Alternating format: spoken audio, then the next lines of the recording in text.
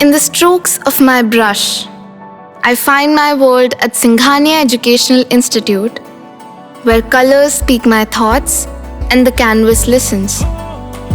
Her painting isn't just an art, it's the language of my imagination, nurtured and celebrated. Singhania Educational Institute, cultivating knowledge. नमस्कार, आप देख रहे हैं आई India. मैं भूपेंद्र दीक्षित। आई India की team DALSA Sitapur के ऑफिस में मौजूद है। हमारे साथ जिला विधिक सेवा प्राधिकरण सीतापुर के सचिव अपर जिला जज अभिषेक उपाध्याय जी और IIM इंदौर के एसोसिएट प्रोफेसर राजहंस मिश्र जी मौजूद हैं। हम डालसा के सेक्रेटरी ADG साहब से जानेंगे कि डालसा ने IIM के प्रोफेसर राजहंस जी को सीतापुर में विशेष विजिट के लिए हम कहेंगे आमंत्रित किया है। सर, इसका उद्देश्य क्या था? देखिए भूपेंद्र जी, जैसा कि आपको मालूम है कि जिला विधिक सेवा प्राधिकरण जनता के लिए सेवा में कार्यरत है। उसमें हम लोगों को ये लगा कि हमारे कुछ PLVs हैं, हमारे मीडिएटर्स, उनको एक अगर छोटी सी मैनेजरियल ट्रेनिंग दे दी जाए तो बहुत अच्छा रहेगा। और कोई ऐसा विषय विशेषज्ञ अगर हमारे बीच आए और वो हमारे कुछ कहाँ सुधार की गुंजाइश है, वो कुछ इस पर प्रकाश डाल सके और हमें बता सके तो हमारे लिए बहुत अच्छा होगा। हम लोगों ने ये भी सोचा कि कैसे कोर्ट और DLSA साथ मिलकर कैसे समन्वय स्थापित करें। इसमें अगर हमें थोड़ी सी मैनेजरियल एक्सपर्टाइज कोई ऐसा आदमी हमें दे सके तो ये हमें बहुत अच्छा रहेगा। तो इस परिप्रेक्ष्य में मैंने श्री राजहंस मिश्रा जी से बात किया और वो बहुत सहर्ष जो है, उन्होंने भी कुछ अपने रिसर्च टॉपिक इसमें वो काम करने की उन्होंने उत्सुकता जाहिर की, तो उन्होंने अपनी स्वीकृति दी कि मैं आ जाऊंगा और इस कारण वो यहाँ पर सीतापुर में आए। सर, मैं चाहूँगा कि हमारे दर्शकों को सर राजहंस मिश्रा जी के विषय में कुछ बताएं। देखिए, श्री राजहंस मिश्रा जी, इन्होंने PhD जो है लखनऊ IIM लखनऊ से किया है FPM प्रोग्राम के तहत, और उसके बाद 2013 से ये फैकल्टी मेंबर IIM इंदौर में हैं। और इन सब के ऊपर ये बहुत ही अच्छे आदमी हैं और अपने कार्य के प्रति बड़े सतर्क हैं और समाज को ये बहुत कुछ देना चाहते हैं। इसी उस क्रम में इन्होंने ये कार्य करना इन्होंने शुरू किया है। प्रोफेसर साहब का ADG साहब ने बताया कि अपने कार्य के प्रति बहुत ही समर्पित और बहुत ही सजग रहने वाले व्यक्ति हैं। इसी के तहत आपने ये एक प्रोग्राम स्टार्ट किया है। सर, आप सीतापुर डालसा के निमंत्रण पर आए, आपने कोर्ट्स की, जेल की और विशेष तौर पर जिला विधिक सेवा प्राधिकरण की विजिट की। हम चाहेंगे सर, इसका उद्देश्य क्या है? नमस्कार। पहले तो मैं सबसे ज़्यादा धन्यवाद देना चाहूँगा श्री अभिषेक जी का, जो कि सचिव हैं और ADG हैं जिला विधिक सेवा प्राधिकरण के। ये बहुत एक्टिवली इस एक्टिविटी को देखते हैं और बहुत ही सीरियसली यहाँ पर काम होता है। तो ये पूरा प्लान किस तरह से बना, उसका परिप्रेक्ष्य ये है कि IIM इंदौर सामाजिक और सोशल वेलफेयर की एक्टिविटीज़ में बहुत ज़्यादा जो है एक्टिवली इन्वॉल्व रहता है।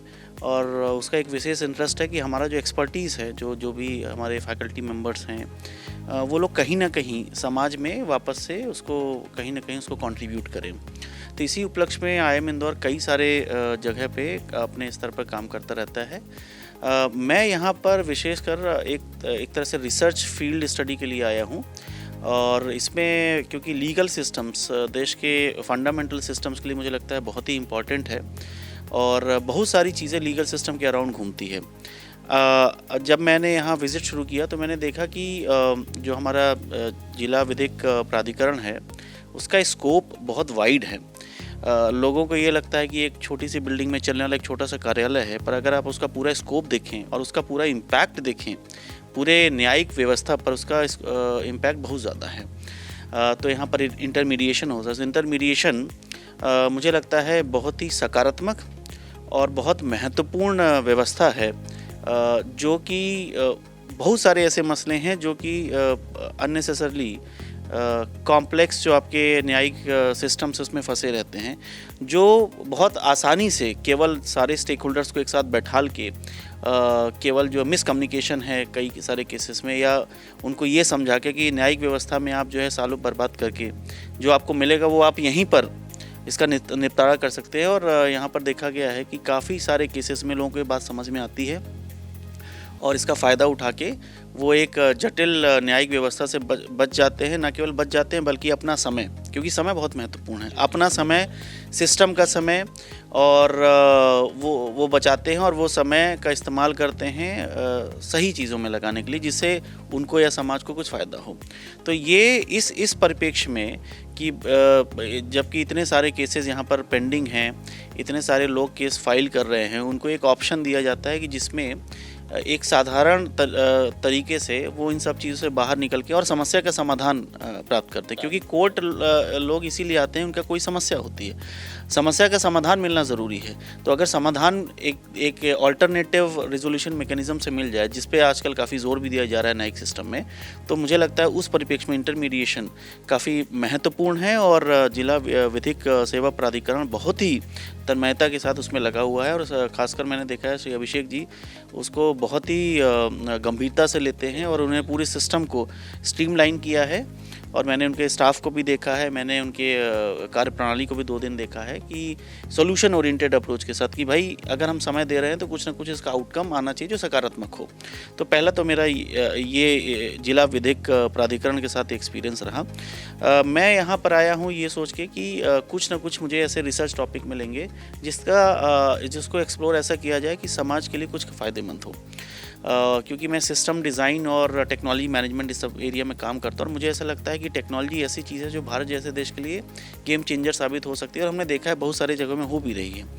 तो जो डिलेज़ हैं, जो इनएफिशिएंसीज़ है, जो प्रोसेस में इनएफिशिएंसीज़ हैं, उनको टेक्नोलॉजी इनेबलमेंट के माध्यम से हम लोग दूर कर सकते हैं या कम से कम थोड़ी कमी तो लाई जा सकती है। सर, डालसा के विषय में आपने बहुत डिटेल से बताया। डालसा सेक्रेटरी एडीजी उपाध्याय साहब निश्चित तौर पर बहुत ही गंभीरता से और बहुत नए जो मुद्दे हैं जिनकी तरफ किसी का ध्यान नहीं जाता है, शासन का, प्रशासन का, उनको उठाते रहते हैं। आपने डालसा के साथ साथ में अन्य कोर्ट्स की भी विजिट की है, उस पर सर क्या?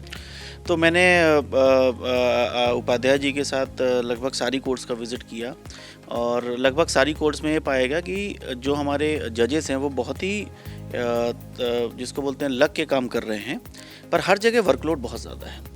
तो अगर वर्कलोड 5 गुना, 10 गुना और 20 गुना हो तो कहीं ना कहीं सिस्टम में जो एक्सपेक्टेशन लोगों का होता है फुलफ़िल नहीं होता है। तो आप अगर देखेंगे कि कोर्ट्स में एक तो किस तरह के लोग आ रहे हैं, ज़्यादातर लोग आ रहे हैं जो बॉटम ऑफ पिरामिड से, मतलब जो समाज के सबसे नीचे लोग हैं, जिनको तो अपना समय बिल्कुल बहुत अच्छे से इस्तेमाल करना चाहिए ताकि वो अपना अर्निंग पे लगा सकें, लेकिन वो इन सब व्यवस्थाओं में फंस गए हैं और कई जगह मामले बहुत छोटे मोटे होते हैं और केवल जानकारी ना होने की वजह से वो इसमें घूमते रहते हैं।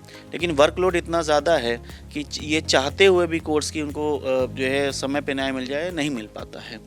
तो ये कोर्ट सर इसके लिए सर आपका कोई सुझाव है, चूँकि आप एक इस पर रिसर्च वर्क कर रहे हैं, क्योंकि वर्कलोड निश्चित तौर पर बहुत ज़्यादा है, इसमें समय पर न्याय मिल जाए, समय पर क्या सुझाव है? देखिए, अभी तक मेरा जो इंटरेक्शन, उसके बाद मैंने स्टाफ जो यहाँ पर है उनके साथ भी इंटरेक्शन किया और मेरा एक सेशन था जिसमें हमने जुडिशियल जो मैजिस्ट्रेट्स उनके साथ भी इंटरेक्शन किया। उसके बेसिस पे मुझे ये निकल के आया, अभी जो मुझे समझ में आया कि देखिए बहुत सारे केसेस जो हैं हम उसको प्री ट्रायल पे या एक तरह से प्री फिल्टरिंग कर दें और क्लासिफिकेशन करें कि भाई इस तरह के केसेस को हमको इस तरह डील करना है, इस तरह के केसेस को इस तरह डील करना है।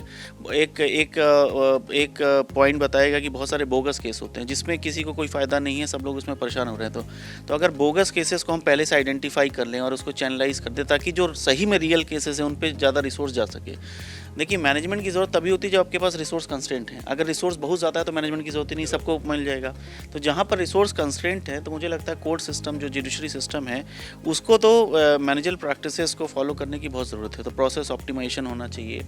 उसके अलावा हमको अर्ली डिटेक्शन सिस्टम लगाना चाहिए कि किस तरह के केसेस में किस तरह के रिसोर्स चाहिए ताकि जल्दी से जल्दी वो जो है ख़त्म हो सकें। अगर हमने उनको मेन स्ट्रीम केसेस के साथ मिला दिया तो जो 20 साल से पेंडिंग है वो भी 10-20 साल पेंडिंग हो जाएंगे। तो ये आइडेंटिफाई करना ज़रूरी है कि कौन सा केस में जल्दी हम क्लियर कर सकते हैं, कौन से में देर से कर सकते हैं, कौन से बोगस हैं, किसको प्री फिल्टरिंग की ज़रूरत है, किसको नहीं ज़रूरत है। एक और चीज़ हमने देखा है कि बहुत सारी इनएफिशिएंसी जो कोर्ट सिस्टम में आ जाती है। देखिए, लोगों को ये लगता है कि कोर्ट इनएफिशिएंट है, पर कोर्ट कोई भी फैसला जब तक उनके पास सारे साक्ष्य नहीं आ जाते हैं, जब तक उनके पास सारे सपोर्ट सिस्टम नहीं होते, वो नहीं कर सकते हैं। अगर जज साहब को ये पता भी है कि ये क्या मामला है, लेकिन वो भी बंधे हुए हैं क्योंकि उनको कागज़ के हिसाब से फैसला करना है, तो प्रोसेस के हिसाब से करना है। तो इनएफिशिएंसी जो दूसरे विभागों की भी है वो सुपर इम्पोज हो जाती है जुडिशरी सिस्टम पे। तो मान लीजिए कि एक डिपार्टमेंट से हमने इंक्वायरी किया, वो इंक्वायरी आने में 6 महीने लग रही है, तो अब वो डिले जो हो रहा है, लोगों को लग रहा है कि ये अदालतों की वजह से हो रही है, पर वो डिले हो रहा है क्योंकि वो विभागों की वजह से हो रही है। इसी तरह कई बार जो पुलिस सिस्टम है वहाँ से भी कई कंस्टेंट हो जाते हैं, फाइलिंग सही नहीं हुई है या और सारे दिक्कतें रहती हैं। फिर वहाँ से ऑफिसर चेंज हो गए, डिले होने की वजह से फर्दर डिले होता है कि मान लीजिए पहले जिन ऑफिसर्स लोगों ने काम कर रहे हैं वो ट्रांसफ़र हो गए, जज साहब जो उसको बार बार एक्टिवली देख रहे हैं वो ट्रांसफ़र, तो अब नया केस हो गया, तो जो 70% सॉल्व हो गया और वो 30% बच गया और उसके बाद डिले की वजह से लोगों का ट्रांसफ़र हो गया, रूटीन हो गया, तो फिर से वो कहीं ना कहीं पीछे चला जाता है। तो ये जो साइकिलिक नेचर है जो डिले का, उसको ब्रेक करने की ज़रूरत है। एक और चीज़ मैं बोलना चाहूँगा, ई कोर्ट की परिकल्पना भारत में काफ़ी साल पहले हुई थी और उसमें एक ये बहुत महत्वपूर्ण बिंदु आया था कि ई कोर्ट का मतलब ये है कि कोर्ट रूम में जब जज बैठेंगे तो उनके पास सारे बैक एंड डिपार्टमेंट्स, जो सपोर्टिंग डिपार्टमेंट्स हैं, उसका सारा डेटा और सारे जो डॉक्यूमेंट्स हैं वो ईजिली अवेलेबल रहेंगे। क्योंकि अगर हमको अगर 10 चीज़ चाहिए और 10 चीज़ अवेलेबल है तो हम उसी समय एनालाइज करके उसमें एक ऐसा आदेश तो दे सकते हैं जिसका कोई मतलब है, पेंडेंसी क्रिएट नहीं होगी, एक एक्टिव आदेश आ जाएगा। लेकिन जब तक ये इनेबलिंग सिस्टम नहीं होंगे और जब तक वो इंटीग्रेटेड सिस्टम नहीं होंगे, बोथ पीछे साइड जो मतलब डिपार्टमेंटल सपोर्ट है और आगे साइड मतलब एक कोर्ट से दूसरे कोर्ट में जाना है, तब तक ये इनएफिशिएंसी ऐसे बरकरार रहेगी। और इसमें ई कोर्ट्स की बात करी, चूँकि पेंडेंसी को कम करने के लिए मुझे लगता है इसी परिकल्पना के लिए एफटीसी कोर्ट्स बनाई गई थी। आपने सारी कोर्ट्स का किया, एफटीसी का भी गए होंगे, आपने ऑब्जर्वेशन किया होगा। आपको क्या लगता है, एफटीसी कोर्ट से कुछ पेंडेंसी में कमी आई है या उसमें भी अभी कुछ सुधार की आवश्यकता है? देखिए, निश्चित रूप से फास्ट ट्रैक जो कोर्ट्स हैं उसे फ़ायदा तो है, लेकिन उन्हीं केसेस को फ़ायदा है जो उस फास्ट ट्रैक कोर्ट में ले लिए गए हैं। लेकिन अब बाकी केसेस का क्या, क्योंकि पेंडेंसी तो सबके लिए ख़त्म करना है। तो ये क्लासिफिकेशन मैकेनिज्म है कि इन केसेस को हम फास्ट ट्रैक में ले लेते हैं और निपटारा कर देते हैं।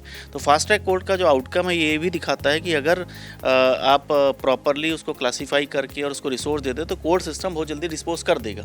तो यही बात तो हो ही जा रही है कि भाई अगर हमारा कोर्ट सिस्टम जल्दी डिस्पोज कर सकता है, उसको केवल सपोर्ट सिस्टम चाहिए पीछे से और रिसोर्सेज चाहिए, तो यही रिसोर्स हम कैसे इंटेलिजेंटली एलोकेट कर सकें, ठीक है।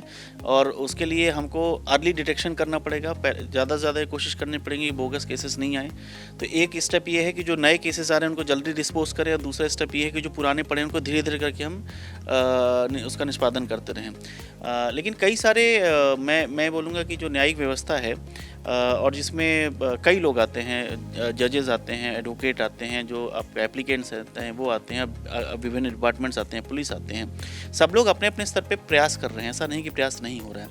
लेकिन कहीं ना कहीं एक इंटीग्रेटेड अप्रोच की कमी ऐसी समझ में आती है। प्राइमा फेसी मुझे ऐसा लगता है कि कोऑर्डिनेशन का जो कमी है, वो कोऑर्डिनेशन अगर हो जाए तो जब सभी डिपार्टमेंट चाहते हैं कि काम अच्छा हो, कोई भी डिपार्टमेंट, कोई भी इंडिविजुअल ये नहीं चाहता काम खराब हो, लेकिन ये कोऑर्डिनेशन ना होने की वजह से कहीं ना कहीं उस तरह से आउटकम नहीं आ पा रहा है। सर, आपने कोर्ट्स के साथ साथ में जेल का भी विजिट किया है, डिस्ट्रिक्ट जेल की भी एक है कि जो बंदी हैं उनको तमाम तरह की जेल में सुविधाएं प्रदान कर दी गई हैं। जैसे सारी बैरेक्स में, जहाँ तक मुझे जानकारी है, टीवी वगैरह लगे रहते हैं। जेल से बात करने के लिए भी जेल में एक पीसीओ की भी व्यवस्था की गई थी। तमाम तरह की बंदियों को सुविधाएं दी जा रही हैं। आपने भी जेल की विज़िट की है, आपको क्या लगता है सर, अभी और इतनी सुविधाएं पर्याप्त हैं, इनसे कुछ सुधार की आवश्यकता है? क्योंकि सुधार गृह कहा जाता है जेल को सर, या कुछ और अभी करने की आवश्यकता है? देखिए, मैंने जेल का विज़िट किया और ये भी जाना कि पिछले 3-4 सालों में या 5 सालों में जेल की व्यवस्थाओं में क्या सुधार हुआ। तो पहला एक पॉजिटिव सुधार ये सुनने में आया जो बहुत अच्छा लगा कि क्योंकि जो न्यायिक व्यवस्था है बहुत एक्टिवली इस पे लगी कि भाई जो हमारे जेल में लोग बंद हैं उनमें कमी लाई जाए। तो बेल एप्लीकेशंस को जो है हाई कोर्ट और माननीय सुप्रीम कोर्ट के निर्देशों के आधार पर बहुत तेज़ी से मूव किया गया। और मैंने आज ही ये जब नंबर पूछे हमारे वहाँ अधिकारियों से, उन्होंने बोला कि 3 साल में ही नंबर लगभग 40% कम हो गए जो लोग बंदी हैं।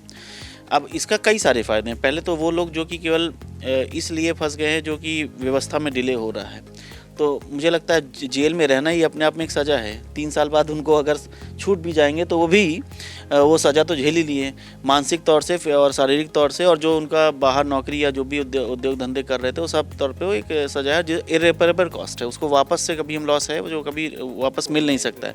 टाइम लॉस एक बहुत बड़ी चीज़ है। सामाजिक तौर पे भी दिक्कतें होती हैं ऑल दैट। तो पहला तो ये है कि बंदियों में कमी आई है, और जिन लोगों को बेल मिल जानी चाहिए उनको जल्दी जल्दी बेल दी जा रही है। जब बंदी कम है तो वहाँ की व्यवस्था में लोड कम हो रहा है, तो उनके ऊपर भी ज़्यादा ध्यान दिया जा रहा है। तो जेलों में मैंने देखा कि काफ़ी सारे ट्रेनिंग प्रोग्राम चल रहे हैं, लोगों को थोड़ा सक्षम किया जा रहा है ताकि जेल से बाहर निकल के कुछ कर सके सकारात्मक। क्योंकि जो लोग कुछ करने लायक नहीं है, कर नहीं पा रहे हैं, वो आप बाहर निकल के भी फिर कहीं ना कहीं उसी व्यवस्था में फंसे रह जाएंगे और फिर वापस आ जाएंगे। सर, आपने जेल का लोड कम करने के लिए बेल की बात अभी भी सर देखा जा रहा है कि जहाँ तक मुझे सीतापुर जेल की जानकारी है, जी जो कैपेसिटी है उससे अधिक प्रिजनर्स अभी भी हैं। मुझे लगता है इंटायर यूपी में सारी जेलों में लगभग कमोवेश यही स्थिति है कि जो क्षमता है उससे 1.5 गुना 2 गुना भी कई बार हो जाते हैं। इस पर सर क्या? देखिए, नंबर्स का तो मुझे पता नहीं है ज़्यादा, क्योंकि ये तो ऑफिशियल फिगर्स देखने पड़ेंगे, पर मैं ट्रेंड की बात करना चाहूँगा। तो अगर हमारे ट्रेंड पॉजिटिव हैं तो ये एक अच्छी चीज़ है कि सबसे पहले मैंने ये पूछा कि आज से 3-4 साल पहले कितने थे और आज कितने हैं। तो अगर 30-40% रिडक्शन हो गया है तो मुझे लगता है कि पॉजिटिव ट्रेंड है। और जब भी सुधार होता है, देखिए सुधार होने में समय लगता है, और इस तरह के सिस्टमेटिक सुधार होने में बहुत समय लगता है। आप समझिए जेल की व्यवस्था, न्यायिक जो अपने अदालतें हैं उनकी व्यवस्था एक कॉम्प्लेक्स सिस्टम को रिप्रेजेंट करती है। अच्छा, इसमें आप बहुत ज़्यादा छूट देंगे तो उसके दूसरे दुष्परिणाम है। अगर मान लीजिए आप बहुत जल्दी बेल देने लगेंगे तो कहीं ना कहीं लोगों के मन में ये भी आएगा कि भाई क्राइम करो, ये बेल तो मिल ही जाएगी। तो वो इंडिकेशन भी नहीं देना है। तो जुडिशरी को ये भी देखना है कि वो बैलेंस बना रहे। तो मुझे लगता है वो बैलेंस बनाते हुए इस क्षेत्र में बहुत अच्छा काम चल रहा है। लेकिन मैं एक चीज़ और हाईलाइट करना चाहूँगा जो मैंने देखी, क्योंकि अभिषेक जी जो हमारे सचिव हैं वो गए, तो बहुत ही एक्टिव इन्वॉल्वमेंट डालसा का है उन सब चीज़ों को एग्जीक्यूट कराने में जो हो जाने चाहिए, और जो किसी वजह से नहीं हो पा रहे हैं, या तो बंदी जो है उसका लायक नहीं है, उनका बैकग्राउंड वैसा नहीं है, या उनको जानकारी नहीं है। तो मैंने देखा कि व्यक्तिगत स्तर पर, न केवल आधिकारिक स्तर पर, व्यक्तिगत स्तर पर इनको सबका नाम याद है कि आपका क्या केस चल रहा है और आपका ये एप्लीकेशन का क्या हुआ है, और सही समय पे आप उस मौके पे जो आपके साथ के कर्मचारी थे उनको आदेश भी देते जा रहे थे कि भाई इनका ये चीज़ आगे बढ़ाइए।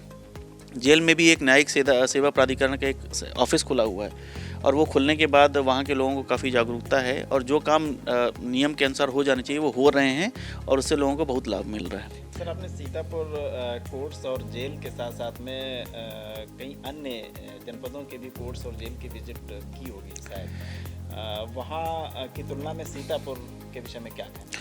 देखिए, जेल कोर्ट्स की इस तरह से हमने क्या एकेडमिकली विज़िट तो नहीं किया है, और क्योंकि अभिषेक जी इस सब चीज़ों में बहुत इंटरेस्टेड थे। उनको ऐसा लगता है कि एकेडमिया और जो IIM जैसे इंस्टीट्यूशन हैं उनको भी साथ आना चाहिए, और वो लोग मिलके कुछ काम कर सकते हैं।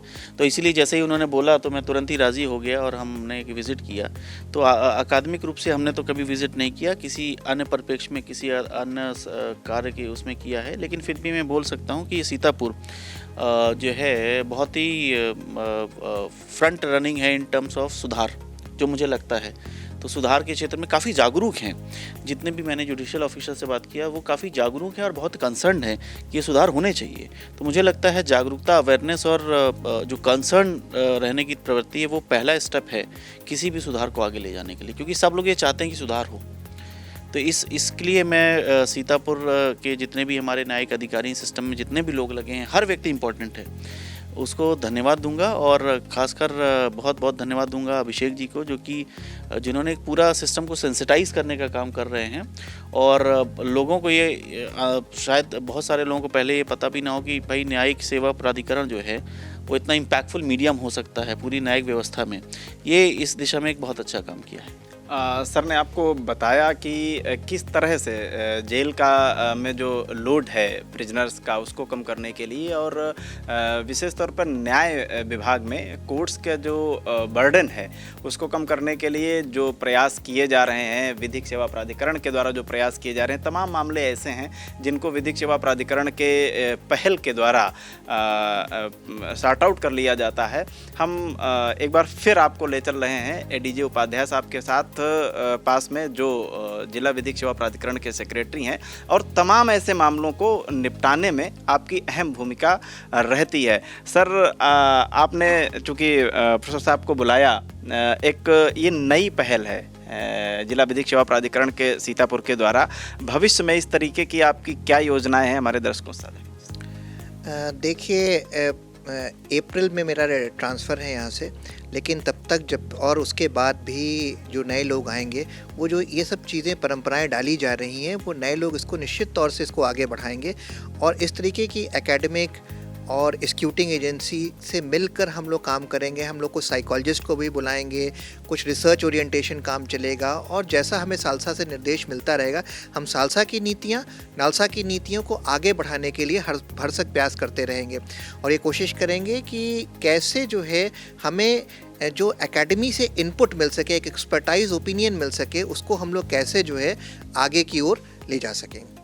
आपने सुना, नालसा और सालसा की नीतियों को आगे बढ़ाने के लिए और तमाम तरह के वादों को निपटाने के लिए, समय रहते निपटाने के लिए जिला विधिक सेवा प्राधिकरण निश्चित तौर पर जो परंपराएं डाल रहा है। सर ने बताया कि आपका अप्रैल में ट्रांसफ़र है, तो जो भी आगे न्यायाधीश महोदय आएंगे और इस कार्य को संभालेंगे, निश्चित तौर पर वो इन नीतियों को आगे बढ़ाएंगे और सीतापुर के जनपद वासियों को, सीतापुर वासियों को इसका सकारात्मक लाभ मिलेगा। बहुत बहुत धन्यवाद एडीजे साहब का और प्रोफेसर साहब का। अगले एपिसोड में हम फिर मिलते हैं एक नई स्टोरी के साथ। तब तक देखते रहिए आई इंडिया।